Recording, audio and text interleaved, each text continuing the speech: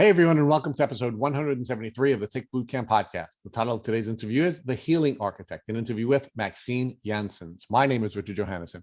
And I'm Matt Sabatello. Matt, this is a really cool episode with a young woman from West Australia. She is an architect by education and trade. She's studying to be a project manager.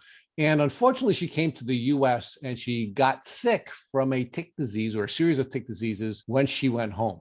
But she's using her skills as an architect and a project manager to manage her Lyme disease. And Rich, Max taught us so much throughout this entire podcast interview. As a project manager, Max taught us about specific herbs, essential oils, and IV vitamins to help her overcome Lyme disease. So Matt, I think our folks are really going to enjoy this episode. I think the approach that Max is taking to healing is unique, and I think it's one that can be followed very closely as a model. So without further ado, the Healing Architect. Hey, Max, and welcome to the podcast.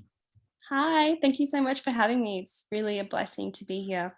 Well, it's a blessing to us to have you as well. We are really looking forward to this interview, and we know the folks in our community are really looking forward to this interview. So, Max, tell us about where you currently live. I currently live in Perth, Western Australia. So we want to say hello to everybody in Australia, and we thank you for sharing the wonderful Max with us. So Max, talk to us about your background. What was it like growing up in Australia? I was actually born in Singapore, and I moved around a lot. My dad is Belgian and my mother's from the Seychelles Islands. So there was a lot of moving around till I was about 13 or 14. There was lots of moving. So it was quite nomadic, to say the least, so we but have enjoyable. So we have the multinational nomadic Max on today. And so talk to us about what your life was like. I mean, was it interesting to learn different languages and have these different cultural experiences? Talk to us about that. Yeah, the majority of my childhood was spent in the Seychelles. So that was climbing palm trees, running on the beach, climbing rocks, chasing lizards. I have a twin brother, so we were very much in the garden most of the time. So during this time when you were living this outdoorsy life, you and your brother, did you ever learn anything about ticks or tick diseases during that time in your life? The only thing I knew of ticks was that our dog had ticks. I remember we would pick them off them, but there was no conception, at least in that part of Africa, of tick illness to that extent. Okay, so you were generally aware of ticks, but you were not aware that they could cause human illness, and they were not something that you were concerned about or you learned to avoid or in any way, shape, or form protect yourself from. Yeah, I remember specifically, I'd pick them off my dog and just squeeze them and just, so it was quite a graphic thing. But yeah, there was no awareness of tick-borne disease, tick-borne illness, nothing like that. All right, so let's fast forward. You're now 13 years old and you're now moving back to Australia. Talk to us about what your experience was like in Australia. It was a big transition. I've always kind of been in between because I'm kind of mixed. I've never really fitted in exactly with where I'm from. In Belgium, for example, I'm considered coloured, but in Seychelles, I'm considered Caucasian. But here I'm considered, again, a little bit in between. I think now I've really embraced the Australian accent, so I blend in a little bit better. But it was lovely overall. I think Australia's really become an in-between place that's become home for me. I ended up staying on here, even though my parents kind of travelled around a bit afterwards. I went to university, studied architecture, and then eventually moved back to Singapore in a weird full circle because my partner had a job opportunity there. So we moved to Singapore. And then just more traveling from there, really. So talk to us about your educational experience. You said you were educated in university and you received a degree in architecture. During any of the educational experiences that you had, first before you went to university and then after you went to university, did you ever learn anything about ticks or tick diseases? The only thing I learned, so I didn't learn anything in the actual schooling system. The only thing I learned was from one of my best friends who became really, really sick after a trip to the US. And within 6 months, I think her sister had watched a documentary on Netflix and came across this thing that was called Lyme disease. And she thought maybe her sister had had it. So she went for testing. And that was the first time I ever heard of Lyme disease, because one of my best friends had got that diagnosis.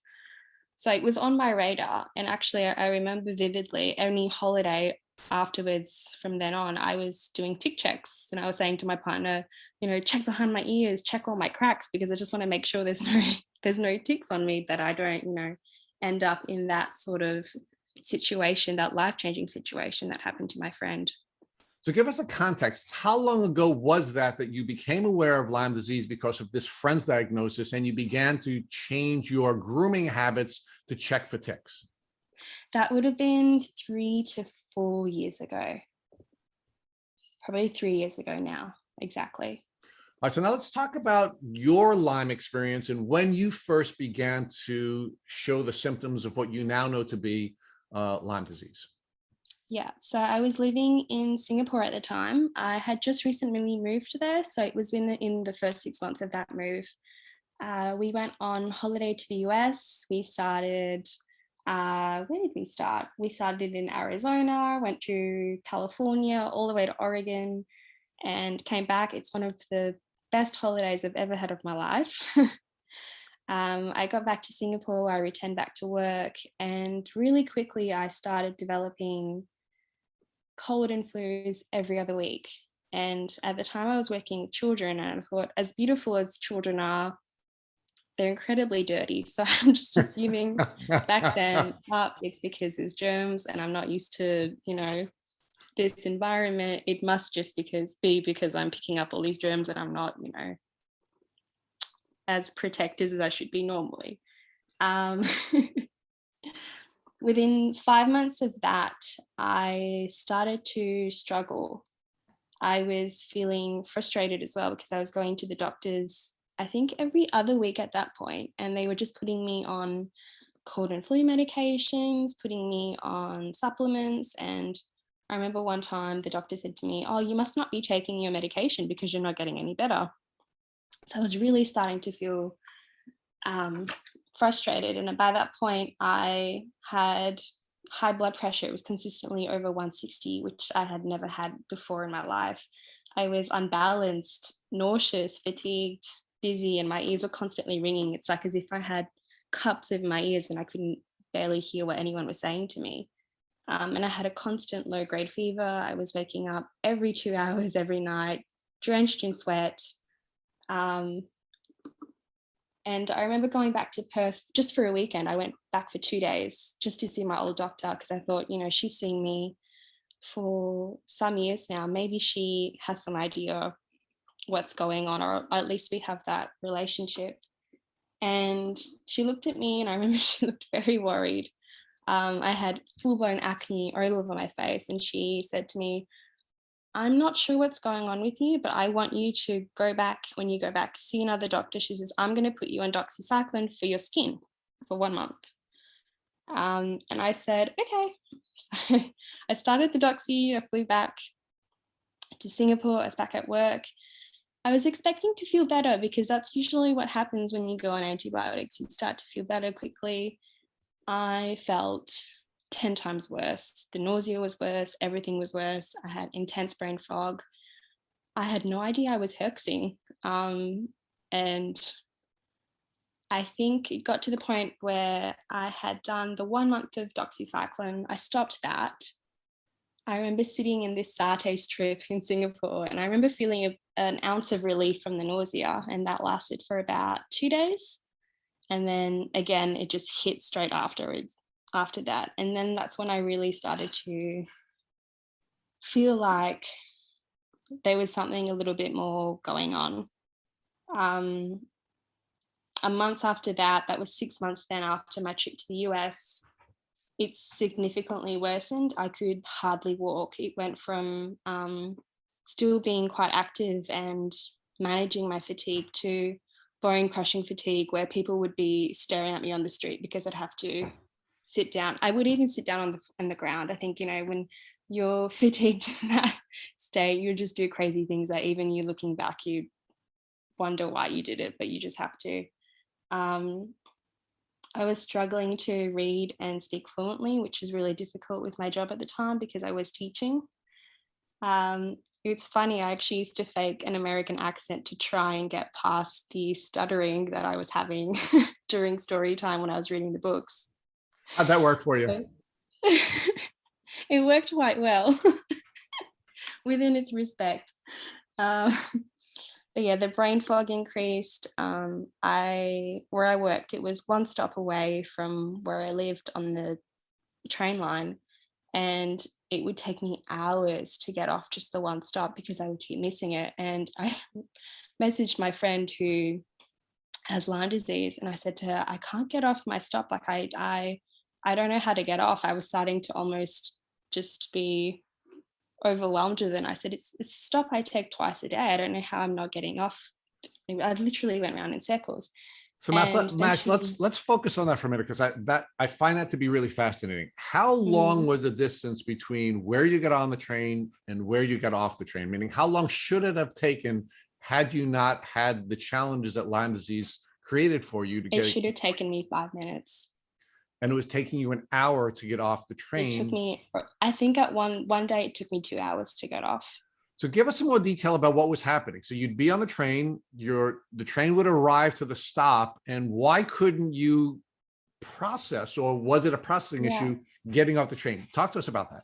The only thing I can remember is just I wasn't present. It was just like total daze, zombie style, not being able to tune into my surroundings, not being able to respond in the usual way I would respond to information. I remember I was even perplexed by it afterwards. I think my parents called me afterwards and I said, oh, I'm really struggling. I was trying to get somewhere and I just couldn't go there. So I decided to go back home, but I couldn't even get back home. Like, it was this weird situation. And I think that's when I started to really start to trust myself that it was beyond what the doctors were saying was stress or possible pregnancy, because I knew those were not what my body was telling me. So let's walk back a little bit together and focus on your trip to the US and what you were prepared for when you came to the US, because it sounds to me like you were aware that ticks and Lyme disease were a problem in the US because you had a friend who had a prior experience, and that experience was so meaningful to you that you began to do tick checks in Australia even before you came to the US. Yeah. So, sort of looking at that experience as sort of a foreshadowing experience, what did you do? What were you concerned about when you came to the US on the trip? And what did you do to protect yourself from becoming, the victim of Lyme disease the way your friend had been when she took a trip to the US? So how I originally started was just by covering up and doing checks. I was doing that in Australia, in Bali, when we were going on holiday, everywhere we went. When we went to the US, I stepped it up a bit of a notch and I started using DEET spray. And if I look back at photos, I'm completely covered. Not even my ankles are showing. I guess it was the advantage of it being colder, but I was consciously making those efforts to protect my skin, protect my areas of my body. Okay. From potential tick bites. So you were aware of Lyme disease. You were aware that that was a risk when you came to the US. You were spraying yourself with DEET. You were wearing long clothing. Were you also checking both yourself, and was your partner checking you as you had described earlier? Yes, all of the above. So now, during your time in the US, did you find a tick biting you, or did you find your partner find a tick biting you? I didn't see any tick on my body whatsoever. I actually sometimes go back to it and I try to wonder, did I see a tick? But I really didn't. I really didn't see a tick. Now, were you also doing partner checks every day? Meaning, was your partner checking you and you checking your partner, or was that something that you were doing less often? We were doing it. mostly the one initiating it because I thought it was a fun exercise as well. But yeah, those were going on through the day. And of course, it is a fun exercise for partners to do, and you are actually emotionally rewarded with oxytocin when you do check one another. So it is actually a good thing from an emotional and a partnership standpoint, as well as physical. But I'm really fascinated by the fact that you come to the US, you're prepared for this problem, you're checking yourself, you're having your partner check you, yet you still get bitten by a tick. The tick was feeding on you for some period of time to the point where you ultimately do suffer from Lyme disease from that trip. Now, are you sure it's from the trip? Meaning when you came to the US and we welcomed you with open arms, and are you sure we also gave you that disease? Or is it possible that you could have suffered that disease, that tick bite, in some other place on your travels? I mean, it's always possible. I have gone over this scenario quite a few times, and I do believe it was from the US just because of how the timeline played out. It was really within a month after the US. I think within 3 weeks, I had cold and flus every other week, and then it really quickly progressed. I mean, before that, I was total picture of health, climbing thousands of steps in different countries, surfing, exercising multiple times a week. It was really, you could really draw a line in the sand from well and unwell. Now, Max, one of the things that we've learned through the 175 interviews that we've done is that in some cases there is a connection between a bite and the development of a chronic illness, but it's actually pretty rare, meaning especially when you have young people who are healthy, in most cases they're able to manage the various bacteria and viruses and protozoa, and now we've learned worms that are spit into us by ticks. But what happens is we generally have an immune disrupting event that causes our body to lose the ability to manage all of these germs that were spit into us. And that's when we get sick. So do you think it's possible that all of the travels that you were doing to the US and all of the other things that were going on in your life perhaps were immune disrupting, and that your body's ability to manage something that happened long before you came to the US, not that I'm defensive about you're getting sick here, perhaps it was something other than a tick bite in the US, but it was just the travels and the stresses and everything else that were going on in your life that perhaps caused you to suffer an immune disrupting event and allowed a previous tick bite to cause you to suffer your illness? I mean, looking back, it was probably one of the best times in my life because I think it was the first time I'd really embraced adulthood and left home and moved country. And it was the first time I was moving country for myself too, and not for my dad's job or a project that the family had to move for. So it was really an exciting time in my life and a joyful one too. One of my most fond memories looking back is when I was in Death Valley National Park, and I was on the salt plains at Badwater Basin, and I have this fond memory of just standing there, and it was total peace and total quiet, and it was really a good time in my life.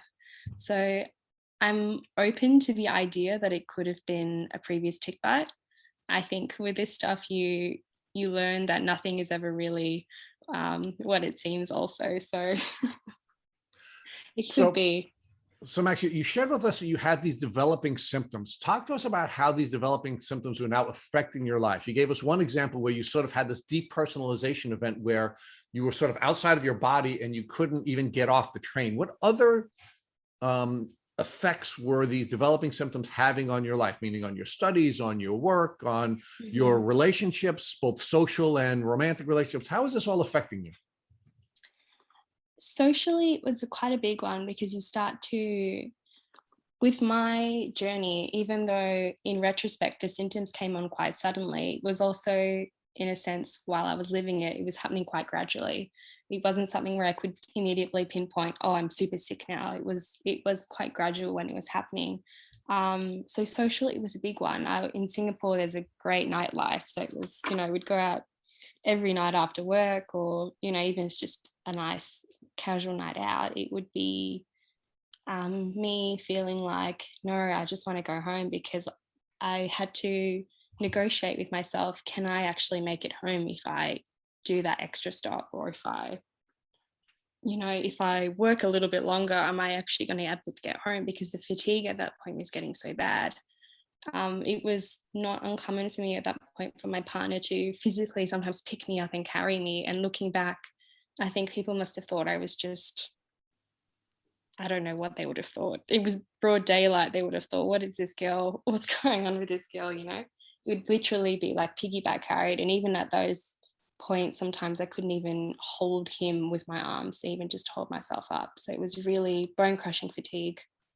So Max, how did you feel when you were so sick that you had to be physically carried, that that your body was so weak that you couldn't walk from point A to point B? Weirdly, I laughed about it. I would make jokes about it, and maybe that's part of my coping mechanism. I think if I didn't laugh about it, I probably would have been crying. But I made laughter out of it. I found ways. I said, you know, this must look really funny right now. And my partner knew how sick I was. He'd never seen me like that before. But he also said to me, he's like, oh, you still got a good attitude about it. And I said, yeah, well, I said, you just have to, because I think that's the only thing that's going to get you by, really, is that sense of self that you can still carry through. So talk to us about how your partner was reacting to your developing symptoms. And do you think there was any point where you were disappointed in your inability to be the partner you wanted to be? He was really worried. He'd be checking on me multiple times a day. And not that we're distant partners, but, you know, we also enjoy our own time when we're doing our own thing. But he was really worried about me. He still is, actually. It's been amazing, actually, how it's changed our relationship, because it's brought us from, I'm getting emotional talking about it.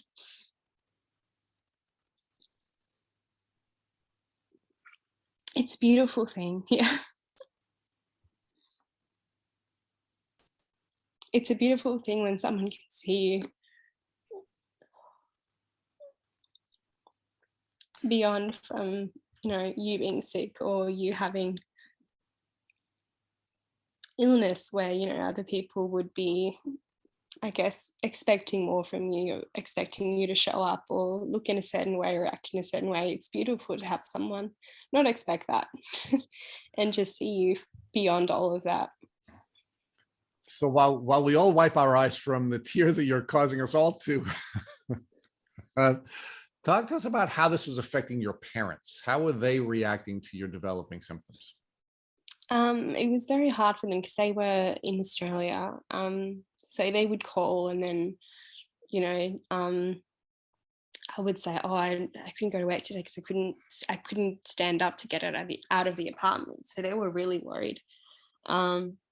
But it was interesting that when I did come back, there was this weird adjustment period, because, you know, I was saying all these things, I can't do this, I can't do that, and I'm struggling to do this now, but you look at me and you don't see that. So it was a wake-up call in that sense of how invisible these symptoms can be, and how even though debilitating they are, they're very silent in that respect of how they speak volumes to other people. Because, you know, we're used to looking at people for what they present to us. So Max, one of the challenges that we've seen in our podcast is that romance generally doesn't survive Lyme. And it sounds from what you just shared with us that you and your partner have been able to maintain your relationship despite the challenges that you've had with Lyme disease. So can you talk to us about why you believe your relationship has been able to survive despite all of the challenges that you and he and together you've had to face? So actually, I took some, I guess, inspiration from my friend, one of my best friends who had Lyme. Her relationship at the time did not survive. So I think seeing her go through that, and if one of my friends goes through something, I go through it with them. So when then I finally got the diagnosis of Lyme disease and co-infections, in my head I thought, okay, I need to prepare myself and prepare my partner, just in respects of, I'm going to go through this journey and I have no choice in that journey. I'm going to go through it whether I like it or not. And I was kind of cutthroat to him. I kind of, had this conversation with him one day and I said, I'm going to go through this. And if you want to go through that with me, I would like you to, but I don't need you to. And I don't expect you to if you don't want to. But I need 110% because that's what I'm going to give this. And I need that from you too. So it was kind of this weird chat beforehand. And this adjustment period, I guess, for both of us, where we both, I guess, had to make our own decisions of how much are we going to put into this while this is going on, because this is really, these situations are really life-changing. It throws everything on another foot that it's not used to being on. So now, as the good architect, you began to build your plan. And part of that plan was to talk with your partner about what it is that you anticipated that you and he were going to have to face together. Now, it's one thing to say, okay, Max, I sign up.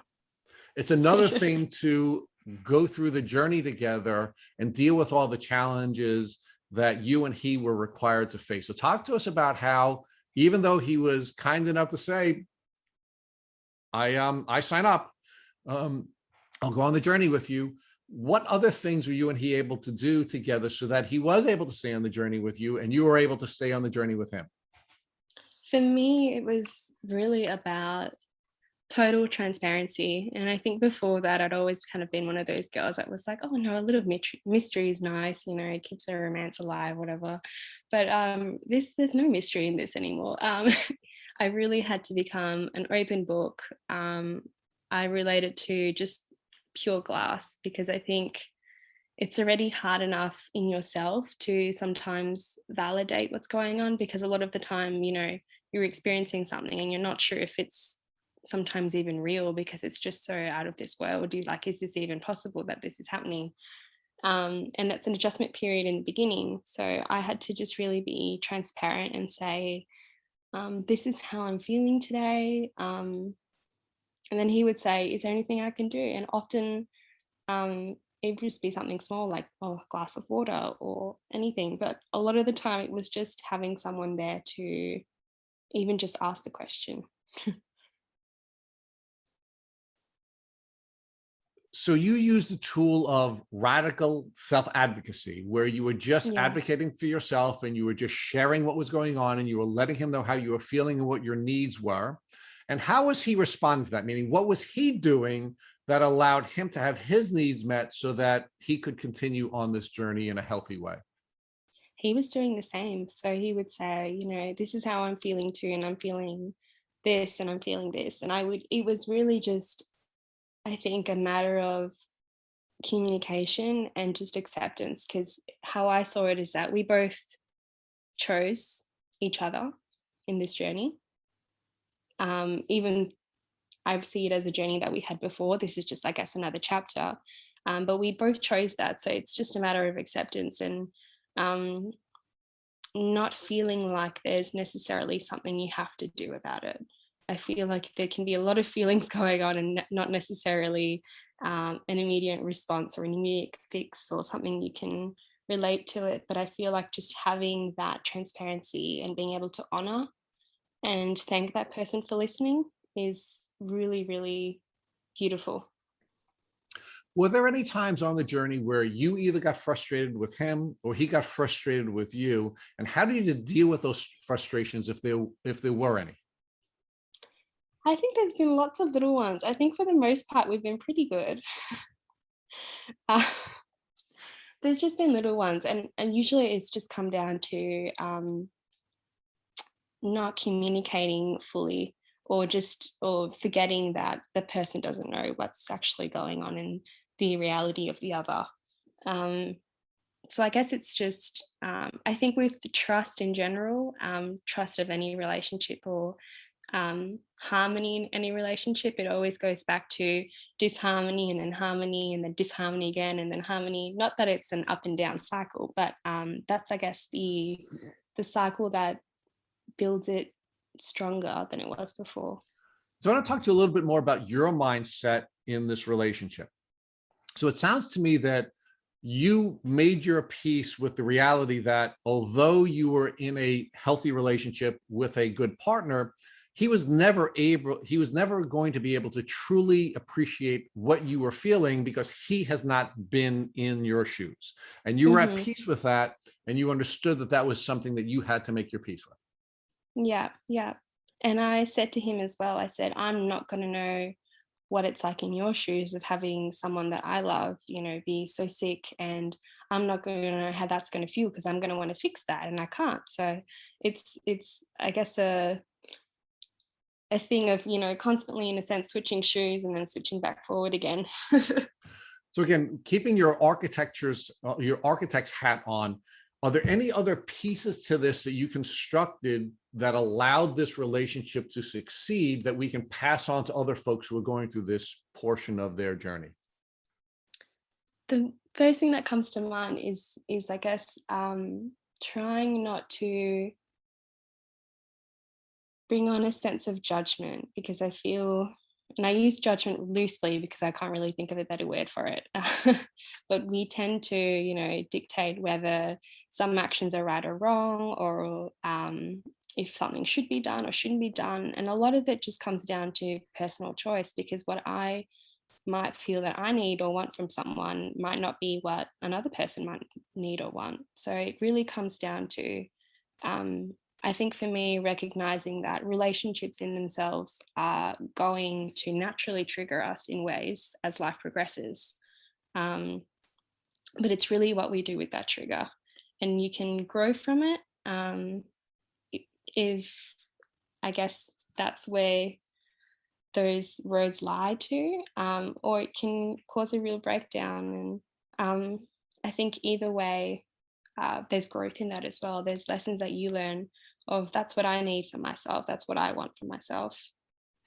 So now, Max, part of being able to communicate your needs is understanding your needs.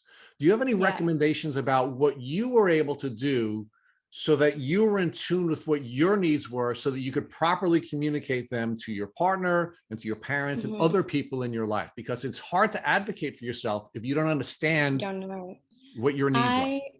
I think I have quite a close relationship with my body, I would say. I feel emotions in my body. So I think I've always kind of had that relationship. But when I was starting to really get sick, my body kind of no longer became this safe place where I would sink into and harbor in on. But one thing I've been doing actually within the last 6 months, and I know this sounds really drastic, but sometimes I put on a timer every hour or two. And it's just to ask myself, what does my body need from me? And it's not to say, oh, okay, I have to give my body what it needs right now. But often, sometimes it's, oh, my body wants water, so I'll take a sip. But it's just an exercise, I guess, for me to, I know that sounds really kooky, but. No, I don't think it's kooky at all. I think it's brilliant. It's a thing for me just to check in, because I think often the times we don't understand what we need because we're not asking ourselves what we need. And a lot of people that have gone through this Lyme disease journey, you know, we go to doctors expecting that they know what we need, when we ourselves are actually not tuning into our body. And the more I talk to people with, you know, chronic illness, chronic Lyme, and Lyme in general, most of us have the most in tune, amazing skills into their body, and it comes from that place of having to advocate for yourself and having to tune into what your body is needing, what feels good, what doesn't feel good, what's heading you in that path of healing and what isn't. So I think this is brilliant, despite your description of it being kooky. I think it's brilliant. So one of the things you've done in constructing your healing plan is that you've literally scheduled time with yourself to determine how you feel, so that you understand in part what you need to do for yourself, and in part what you need to articulate to other people so they understand what your needs are. Yeah. And then it goes back to that idea of not having judgment as well, because then I would say, okay, my body needs this, but there was no pressure for me to give that to my body. It was just more of an exercise of just reconnecting.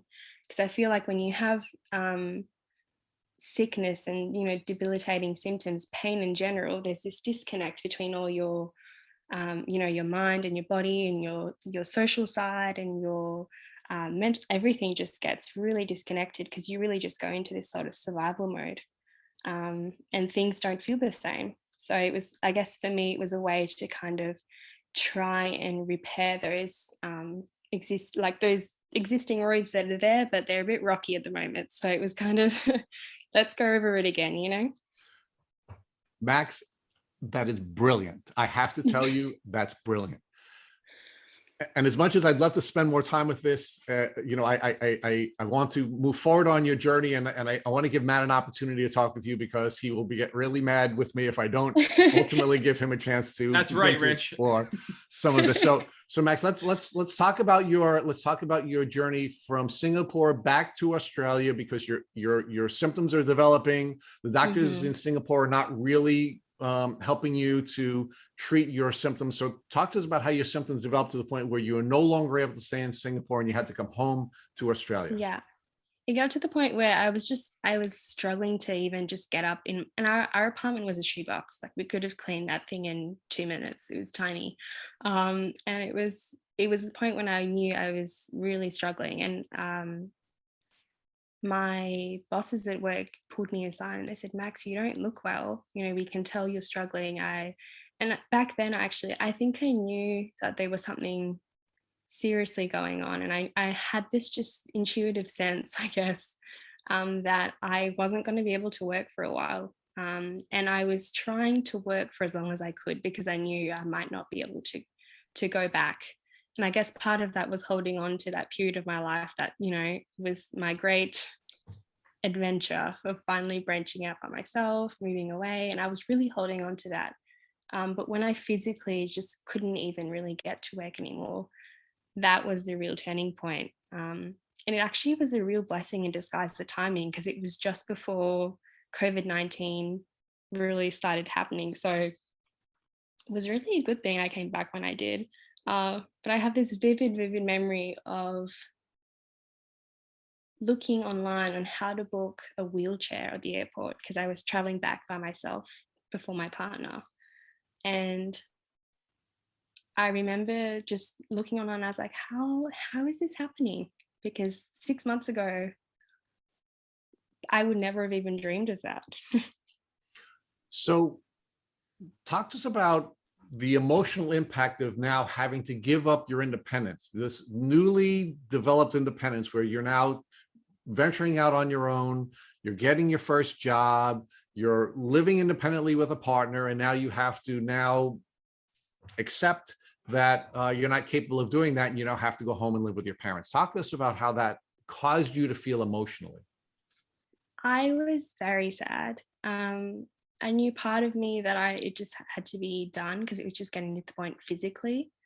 But emotionally, I was quite torn up about it. I kept going back and forth, trying to, I guess, figure out a way to hold on to it. But I do think in a weird way, all the nomadic lifestyles of my upbringing when I was younger, I think that kind of helped me in that respect because I don't know, I liken it to pebblestone walking with heels. Like you've kind of got to find a little step in your foot and you've got to find that balance. So I guess I saw it as another one of those. I'm like, oh, okay, it's a bit unsteady again, but I'll find my balance somehow. I really took it on very quickly as just, this is another chapter in my life and this is another journey. And I was saying within a month already, I was saying back then, I didn't even have a proper Lyme disease diagnosis, but I just knew in my body, I was already saying, this is going to make me a better person, which I think is, looking back, I don't even know how that came out, but I think anything that had happened previously in my life had already kind of prepared me for that.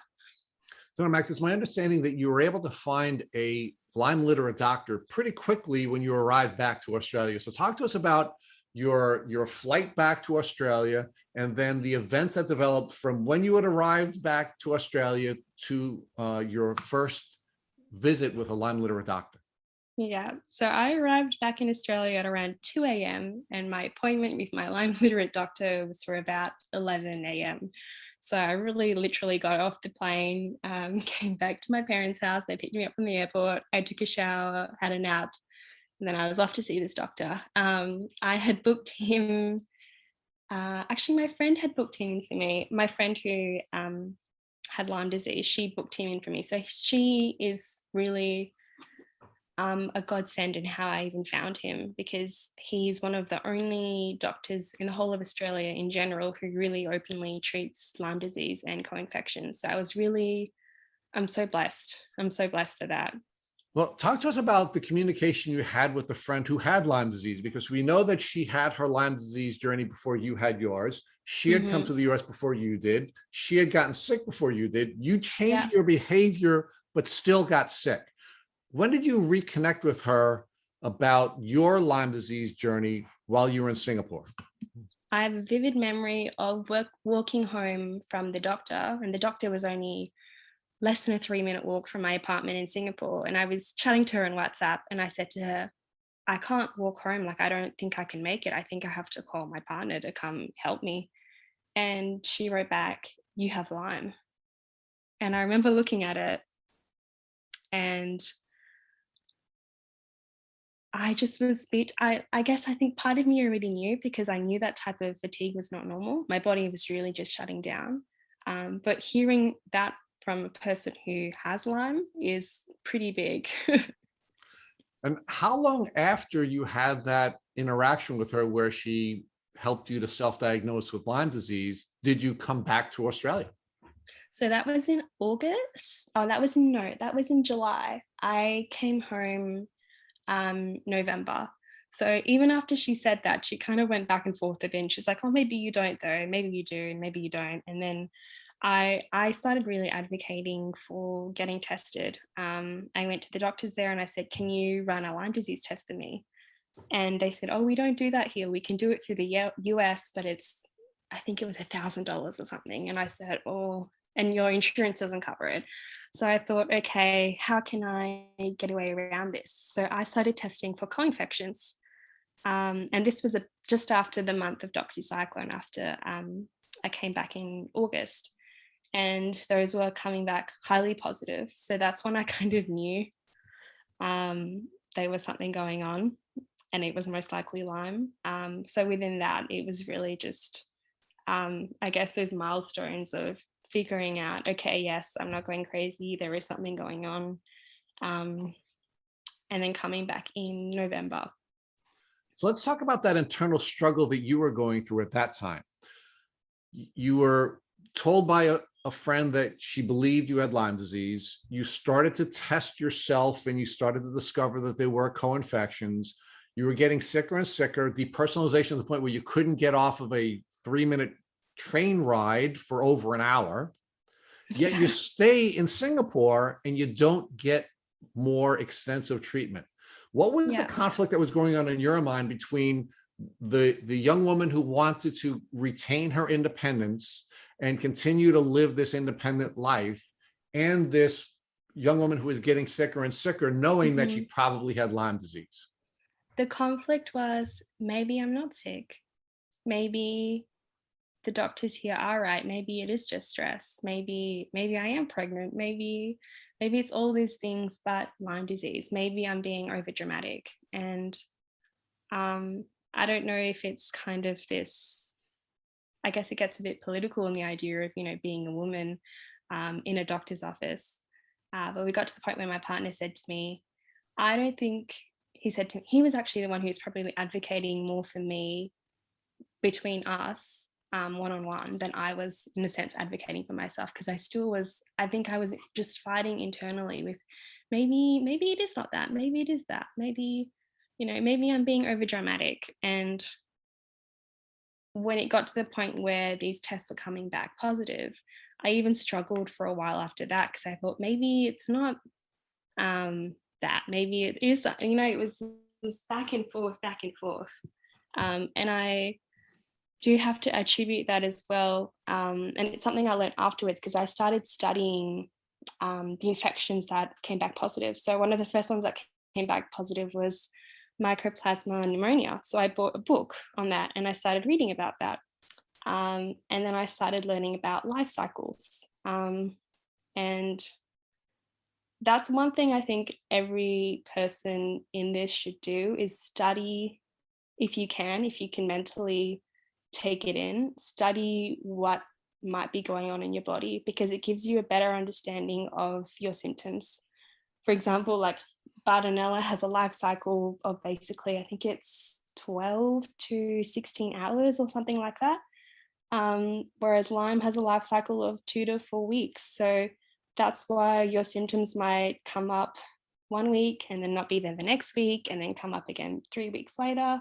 So once I started to study these things that were coming back positive, because I wanted to understand what am I maybe dealing with, then I kind of started to settle in with, I guess, a sort of action plan of how to move forward and how to accept it as well.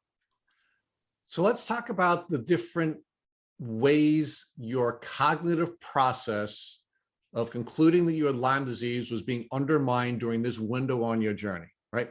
Your mind was telling you you're being dramatic, you're probably not sick, there's nothing wrong with you. So you had this internal conflict between your cognitive thought processes and your unconscious mind. You had doctors telling you things like, there's nothing wrong with you, you're not testing for anything wrong, we can't test you, you look fine. And then of course you had other people in the world telling you that you looked fine and there was nothing wrong with you. Mm-hmm. Yet despite all of that, you were still being carried from place to place. You were unable to get off the train. You were suffering from difficult, bouts of fatigue. So yeah. Talk to us about how someone like you, who's brilliant and an architect and self-aware, was unable to get past all of these different forces that were undermining your cognitive conclusions. I think because it's not crystal clear. There's no obvious, looking back now, knowing what I know, it is very obvious what I was going through.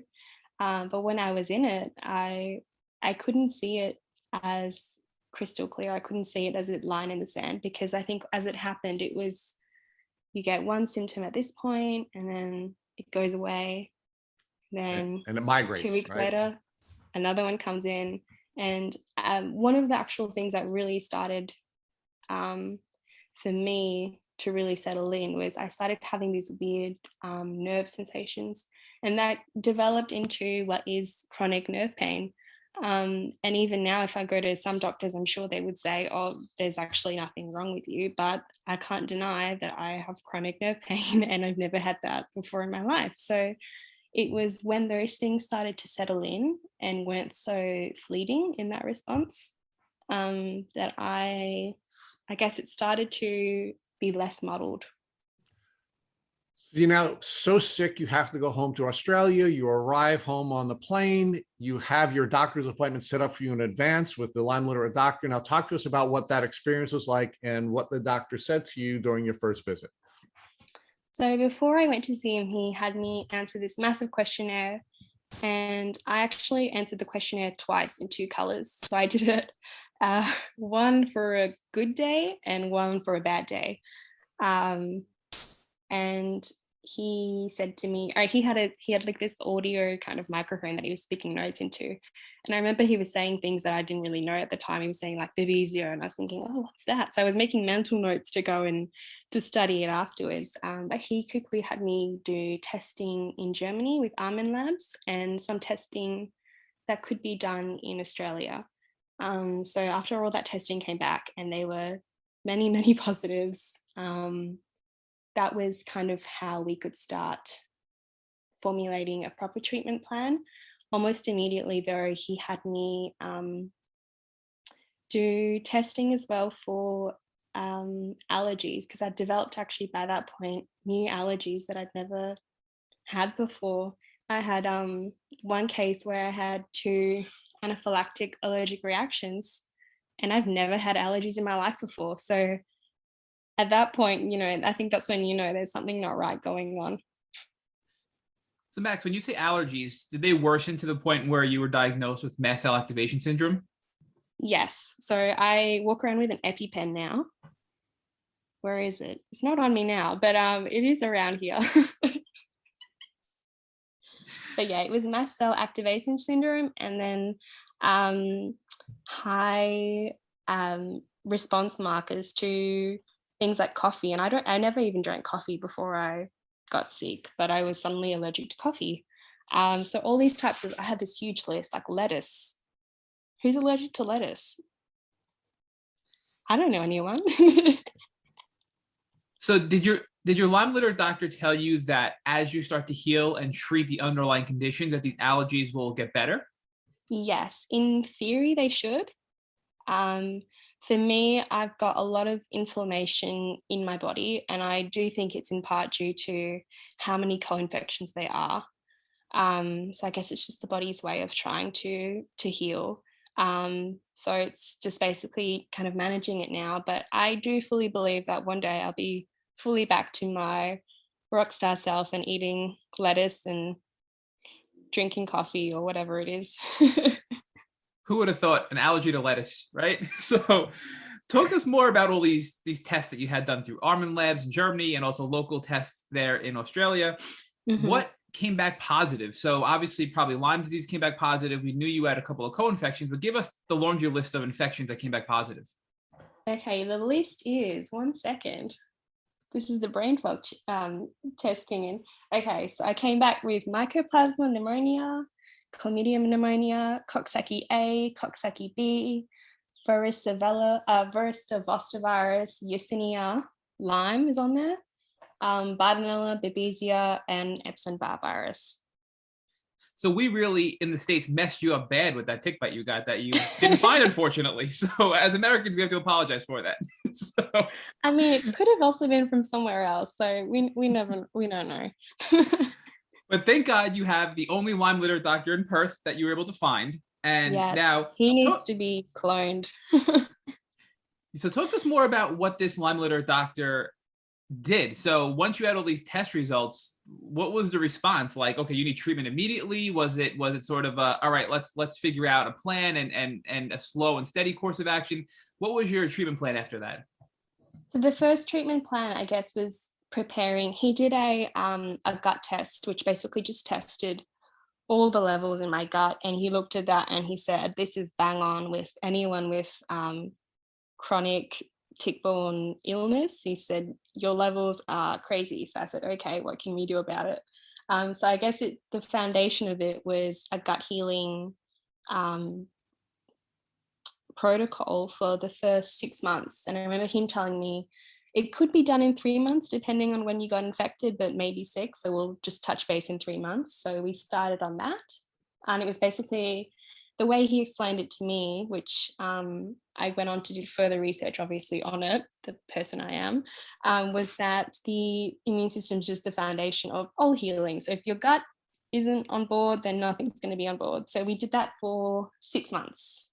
So that was elimination diet, basically taking out everything that I was reacting to, probiotics, supplements. I think at one point I was over 100 pills a day, just trying to get all the levels back that were just so super, super low.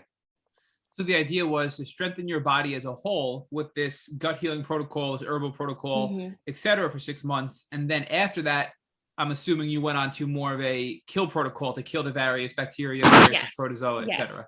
So within the first 6 months, he started putting me on Hootenea, which is a herb. I'm sure you call it herb, right?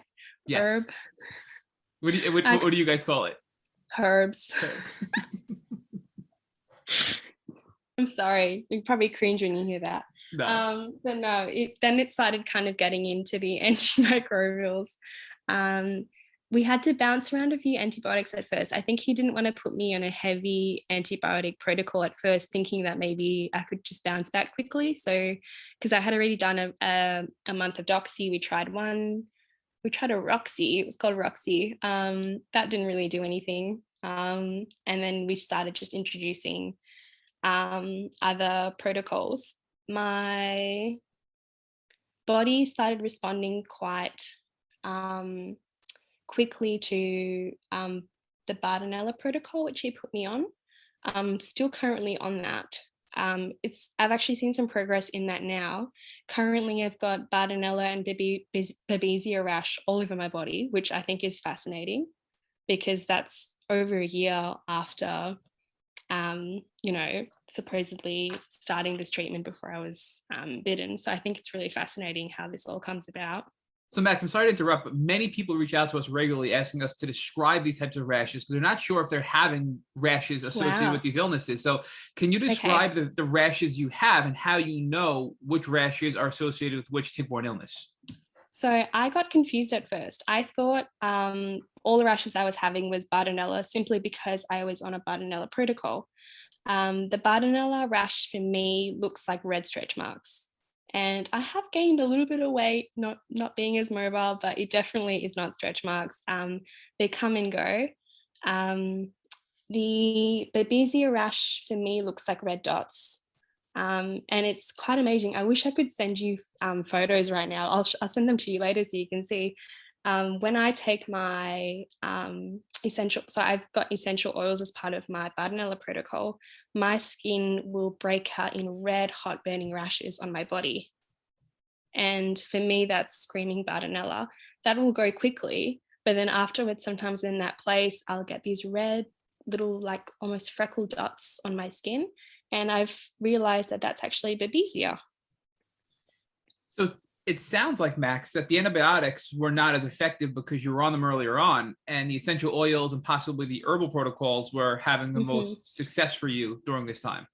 Yeah, what I feel has been a really good combination, at least for me, has been the antibiotics with the essential oils.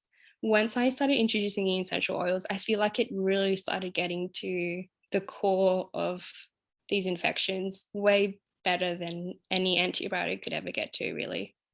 So talk to us about how you use essential oils, because we've had various people talk to us about using them in a diffuser, both and then topically and also then ingesting them. You do? Okay. Yeah, I ingest them. The first one I started with was cinnamon oil. Cinnamon oil, I'll say this to anyone, be careful because, oh my gosh, this thing makes me hurts bad if I have to consistently take it or else it's a nightmare to start it again.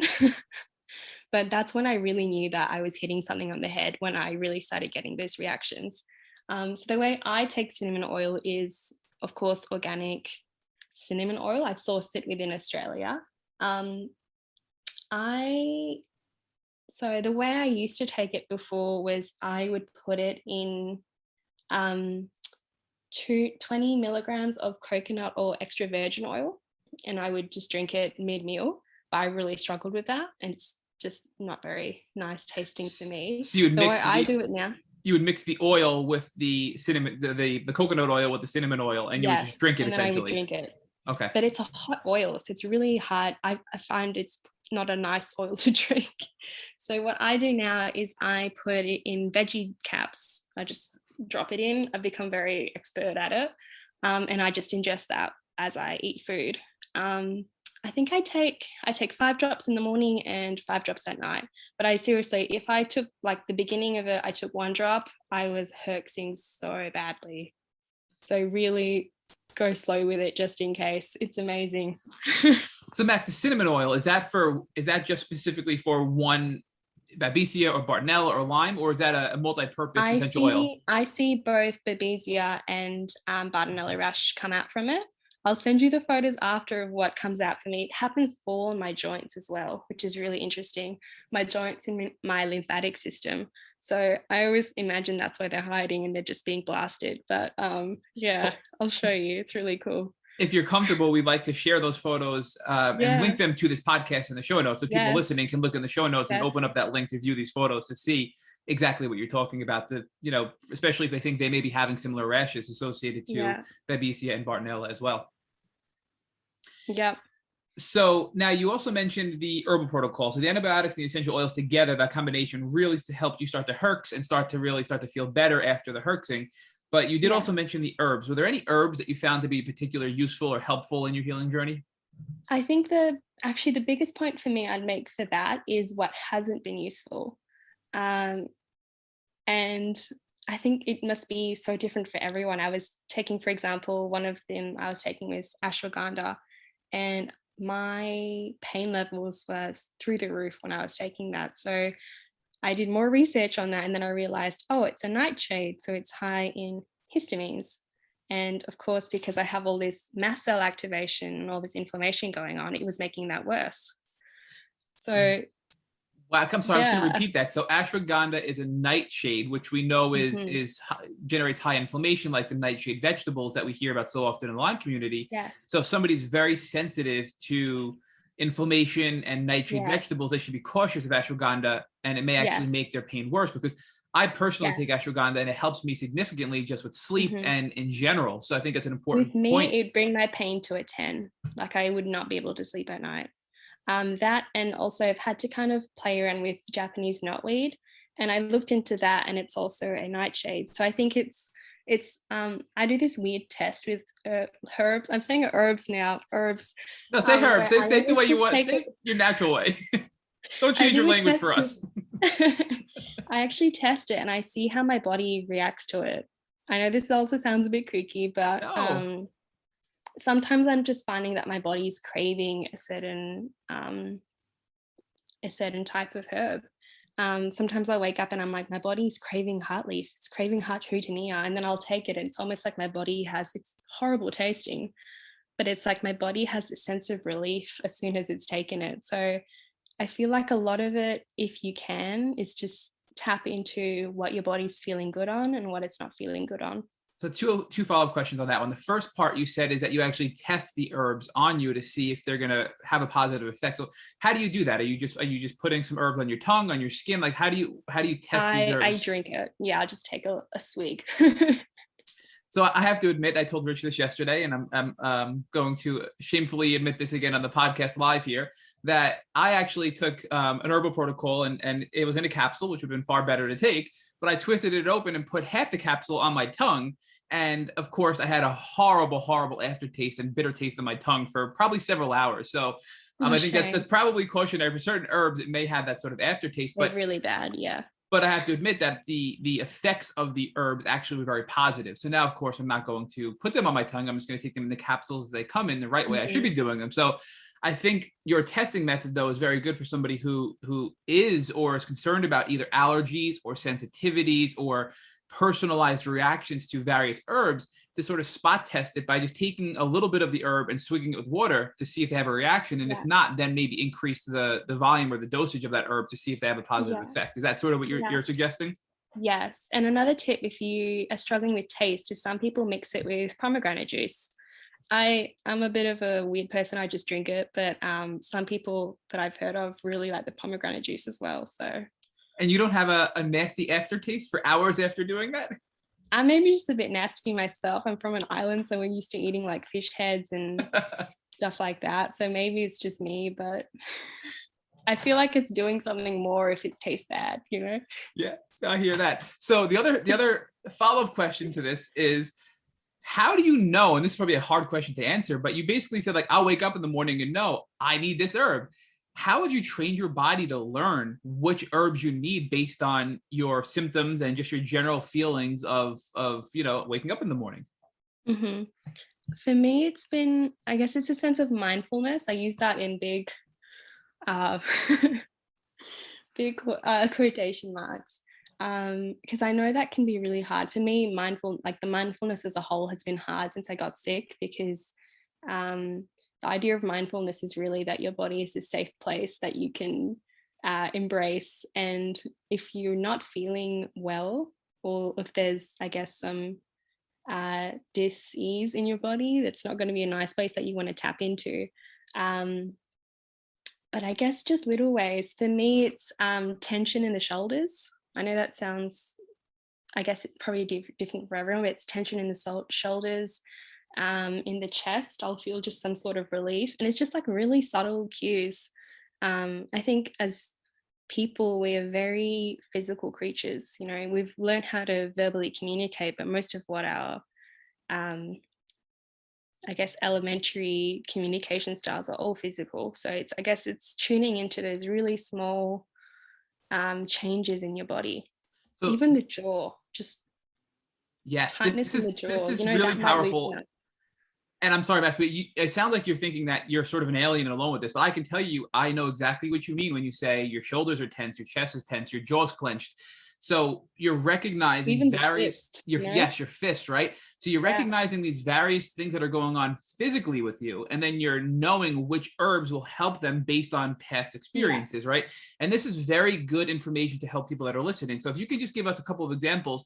So, you know, for what physical symptoms, so I'll give you a specific for your jaw clenching, for example, which herbs do you take to help the jaw clenching? For the moment, at least, I do find it changes. For the moment, my body's been craving houtonnia. Like I'll wake up in the night and I'm like, I need some houtonnia.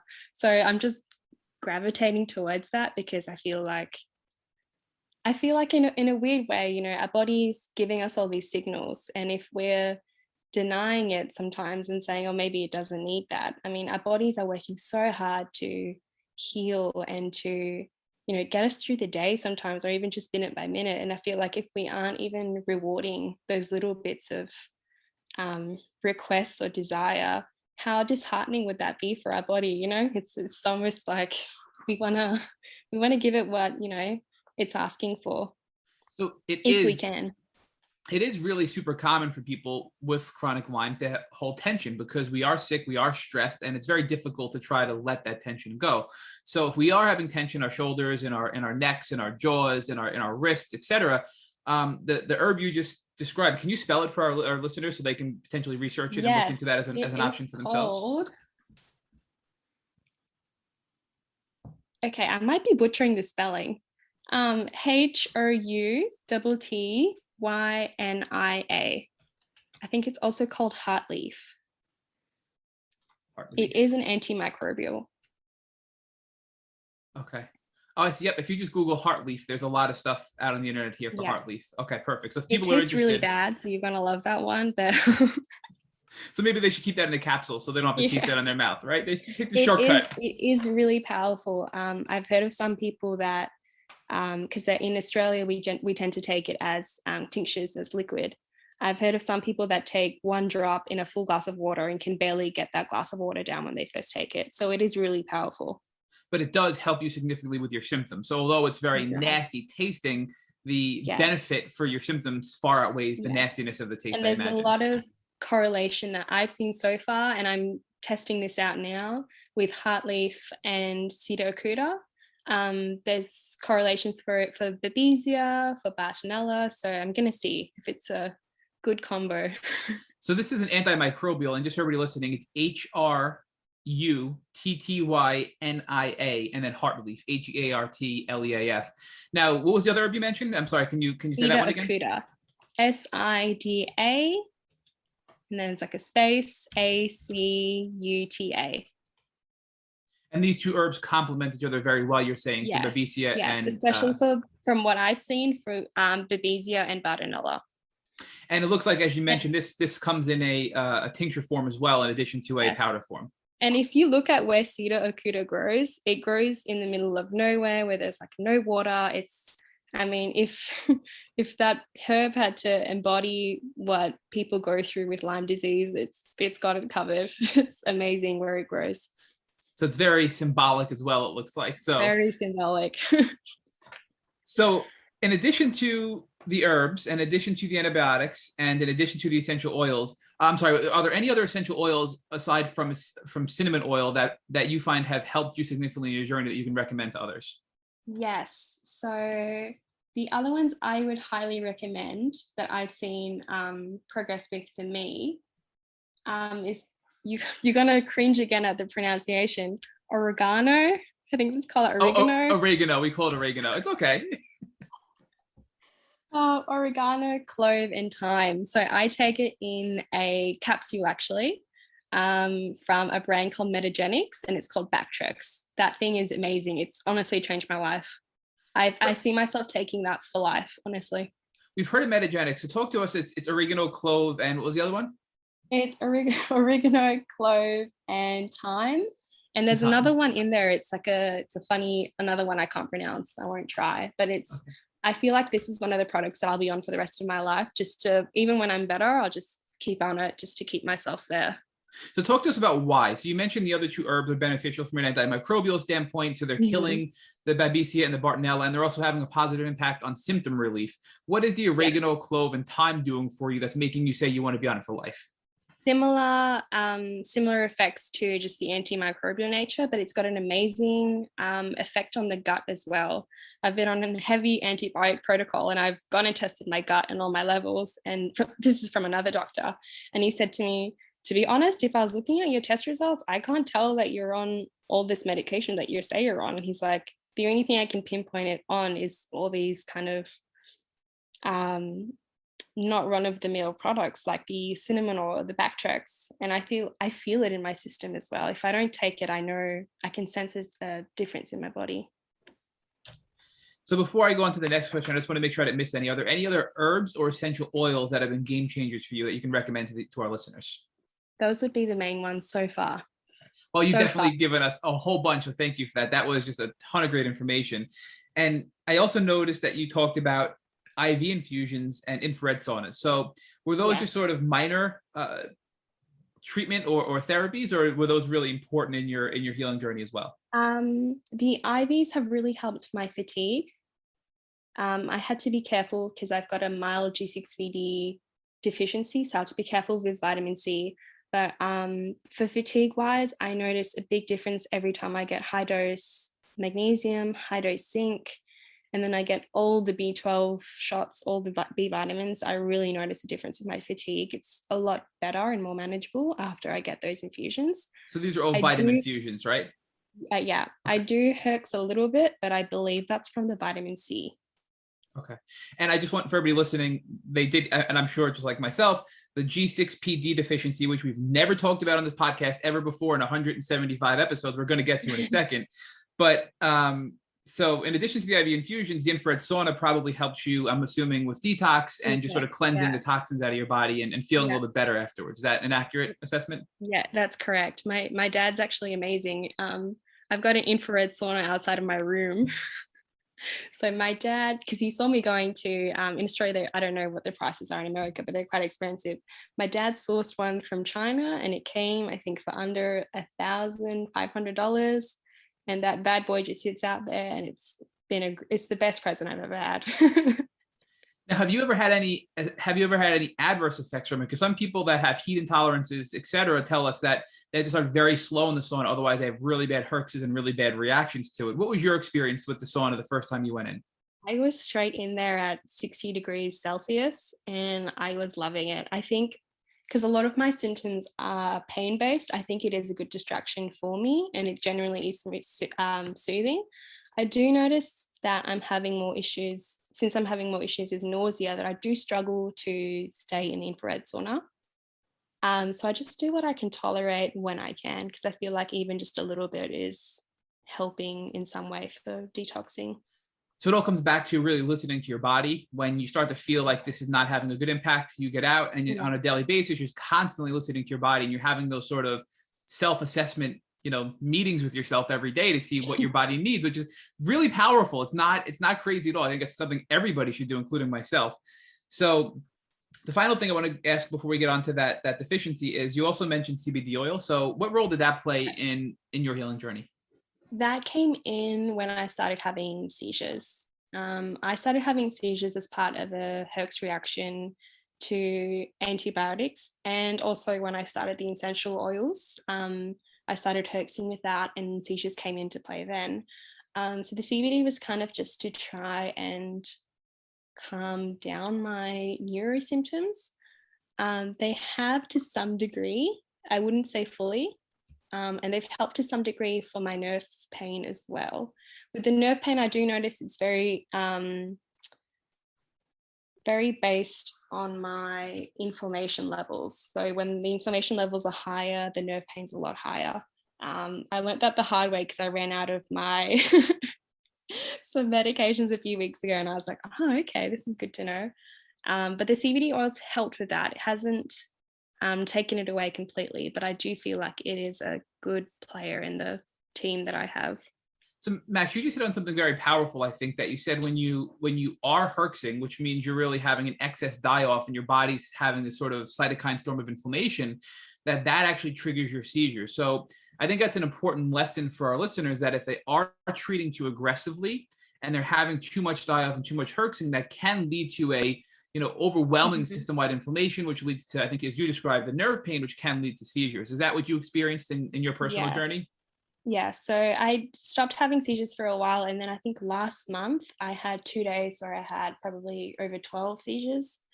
So then that was a good indication for me, okay, I've got too much going on in my system, I need to detox. So it was infrared saunas, drinking my body weight in water, magnesium salt baths, and just trying to get whatever I could So to, it sounds like you want to back off the antimicrobials and the kill part of your protocol, and then you want to boost up the detox part of your protocol to flood all these toxins out of your body, to decrease the inflammation, to stop the seizures, which were really the root cause of your seizures in that case, it sounds like.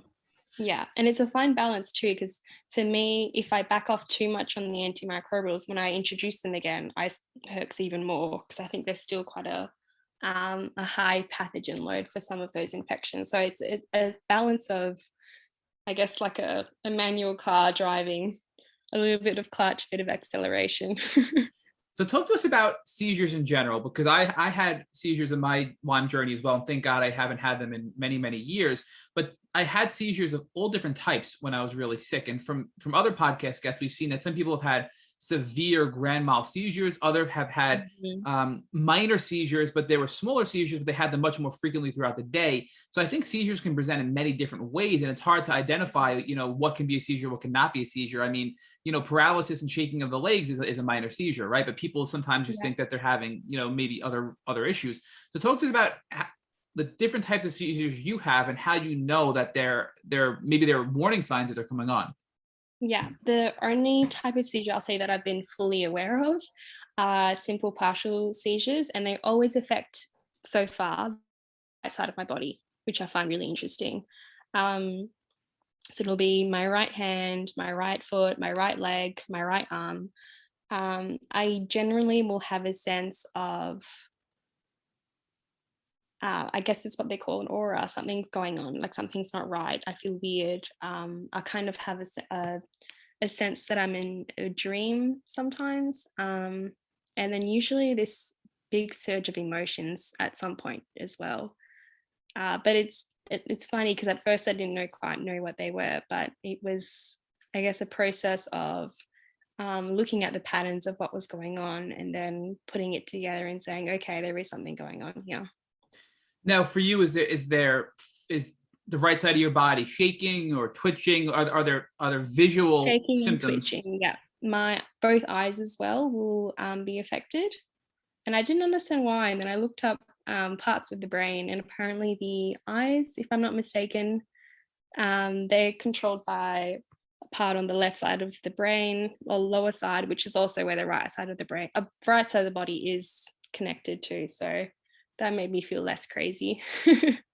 And you're definitely not crazy, and I'm sure you know that now, but mine were all left side of the body base, which I thought was so strange as well. Really? But there are so many people we've interviewed that have had, right-sided or left-sided, basically centered symptoms for their chronic Lyme disease. And one of the things my shoulders just like relaxed a bit because it felt yeah, no, it's nice. I mean, not nice to hear, but I guess in a weird way, nice to hear that I'm not alone in that. For sure. And I tell you, I mean, I believe, and it's just a theory of mine, that the tick maybe bit me on the left side of my body, and that's why, I'm having that reaction on my left side. Or there's got to be some sort of connection why yours is your right side, mine is my left side. And other people, it just varies, right side, left side. But most of the people that recall their tick bite and have one side of, body pain, seizures, etc., they've all been bitten on the side where their pain is. So that's been a connection that we've noticed here with all of our guests. But another observation that we're making here is that when you had that depersonalization on the train, where you sort of had that, like, you couldn't remember anything, you had those cognitive problems, you sort of felt disconnected. Do you think that was actually maybe a mini seizure at that point, that maybe some people that are experiencing depersonalization are really, in fact, experiencing minor seizures and not even knowing it? Yes. I'll even go further than that, and I say even if someone's having a lot of migraines, I start to wonder sometimes, because I've had daily migraines at one point for some months, and I thought, is this maybe a type of mini seizure in itself? I think there's a lot of things to uncover with the neurological side of these things. And in addition to the CBD oil, which definitely helps but doesn't totally eliminate your seizures during these herxes, is there any other medicines or tools or herbals that your doctor has given you to put in your seizure toolbox to help when they come on? Those have been the main tools, I guess. I do take antihistamines every day. So I take A1 and A2 type antihistamines every morning. If I even just miss one of them, I notice a big difference. So let's talk more about what I've been wanting to talk about for this entire interview. But everything you've been giving us has been so powerful, I've been delaying this, is your G6PD deficiency. So you noted that ozone therapy and glutathione are very difficult for you to process because you have this G6PD genetic deficiency. So can you talk to us more about what that is and how you even knew you had it? It's basically a deficiency. That means I don't have enough, or mine's that helps me with my red. And that enzyme is called basically G6PD.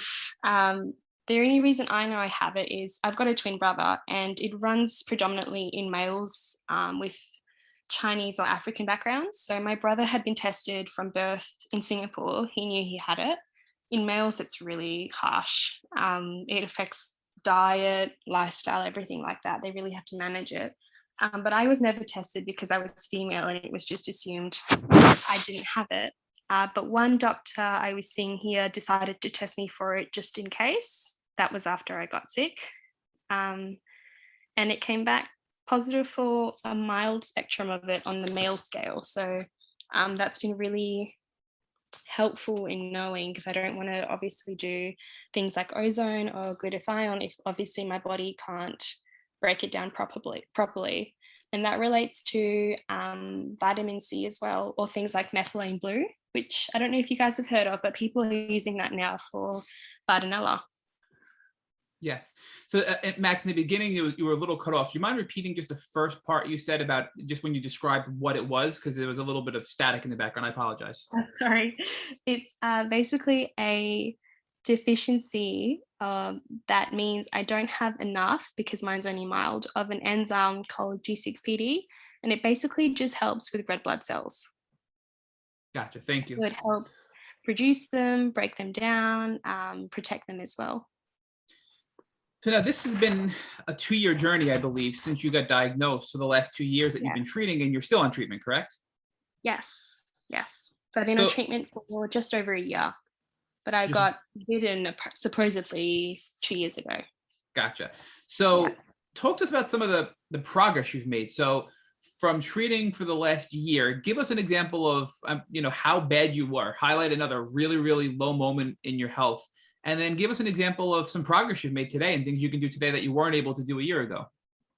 Not being able to hold my own glass of water and having that slip through my fingers, or dropping it on the floor, or even holding my knife and fork at dinner. Just the fatigue was so bad.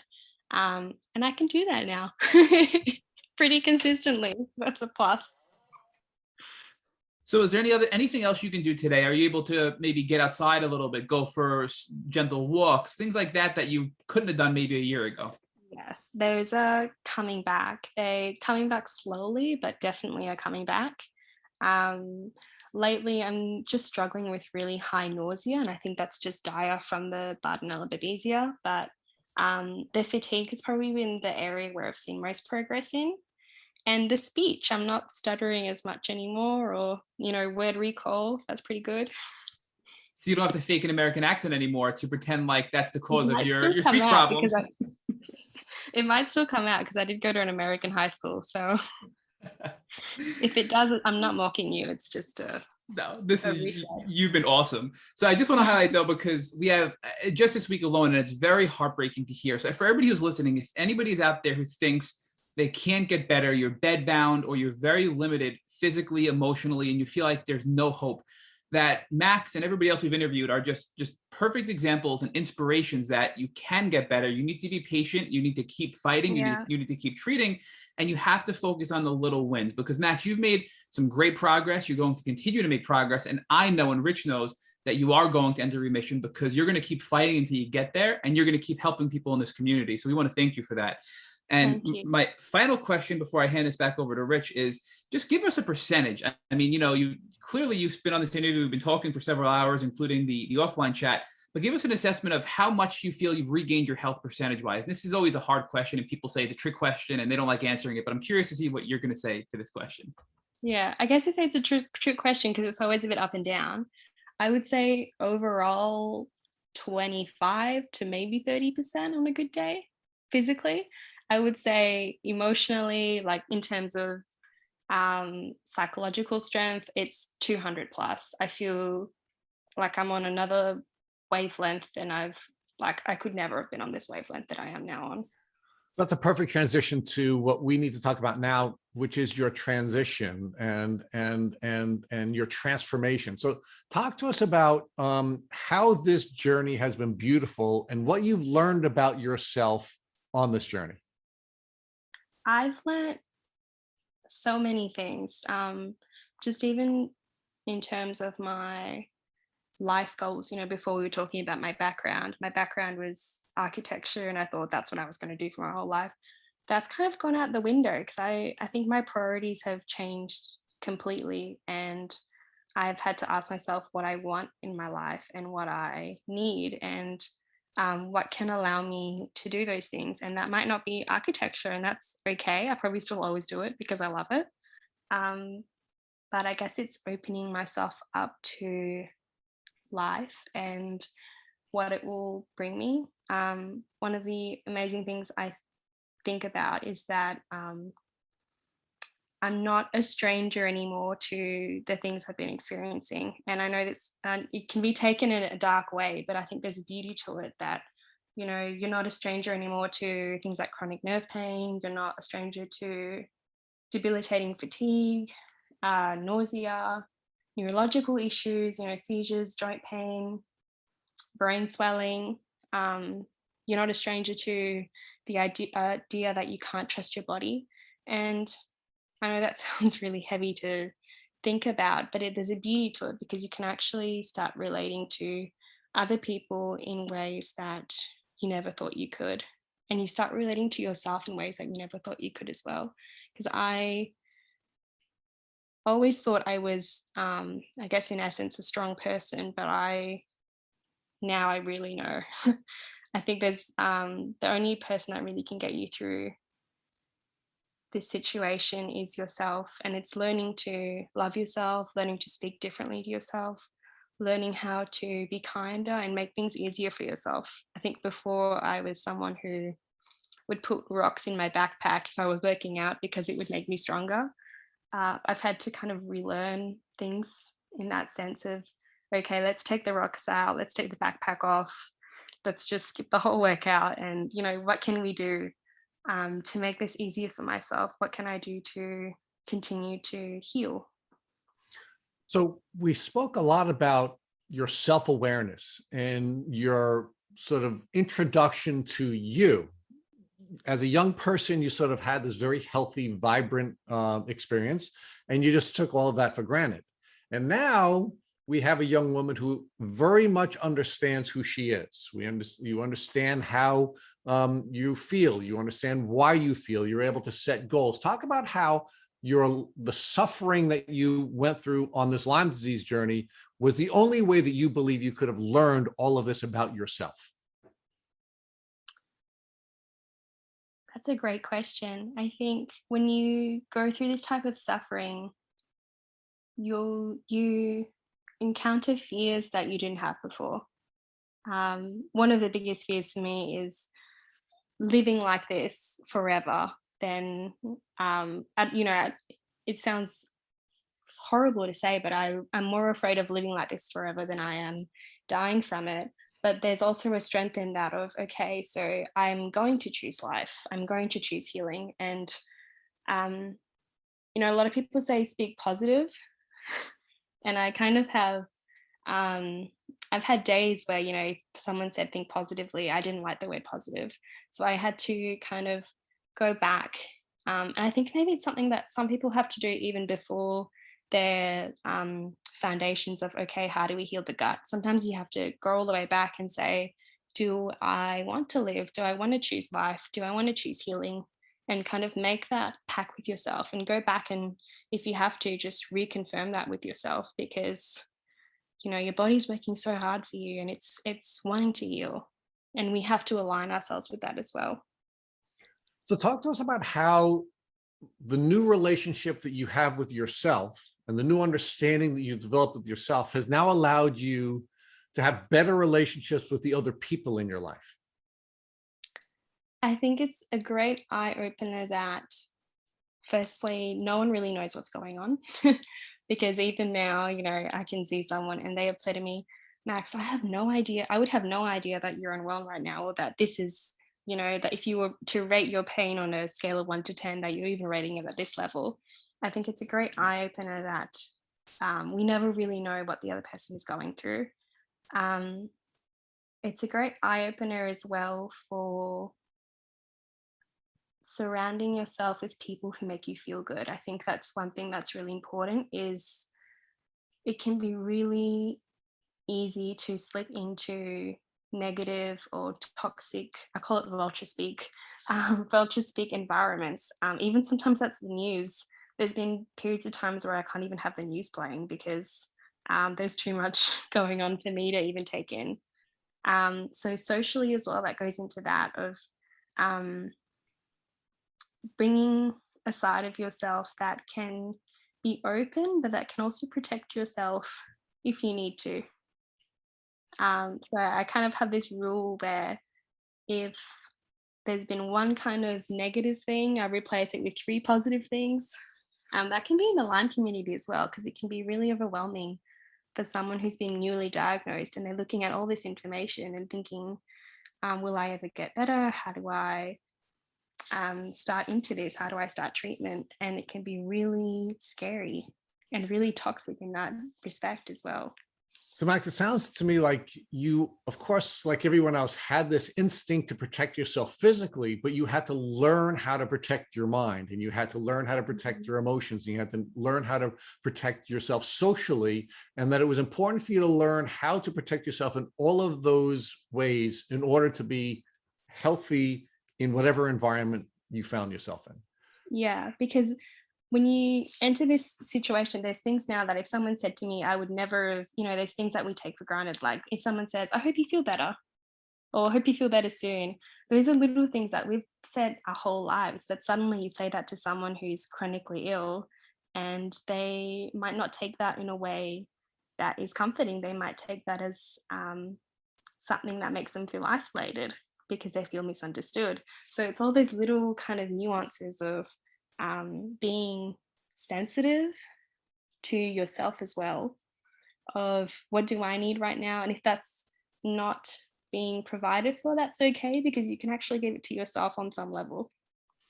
Talk to us about how you now feel paid to call to how you feel called to pay forward the experience that you had with your friend who had Lyme disease, because now you're at a stage in your journey where you're feeling well enough to reach out to other folks, and you're beginning to share your journey in various places, including a podcast like this one.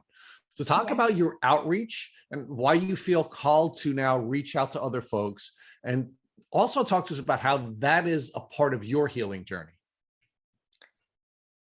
It's part of my healing journey because this in itself is the first time I've actually openly spoken with um, 2 other people about my journey. Of course, like my direct circle have spoken with me about it, but it's the first time I'm branching out. And I think it's an important thing, because if I didn't know the story of my friend who's had, her journey with Lyme disease, I would not have gotten a diagnosis. I know that for sure. I honestly don't know where I would be. And I tell her all the time, I said to her, I was like, knowing you and knowing your journey and knowing your story has saved my life, because I don't see myself ever have figuring out what was going on in the climate that I was in and the environment that I was in. I would not have known.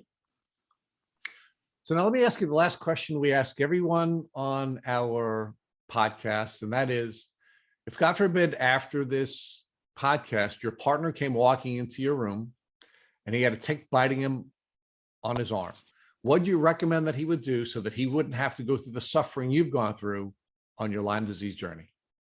I've got a 3-step answer to this. Number 1, I would empower the immune defenses, however suited to the body. Bring in some sort of provoking teams, that'd be antimicrobials, and then bring in a detox team. I think people forget about the detox side of things. That'd be my 3-step plan. Thank you for listening to the Tick Bootcamp interview with Maxine Janssens.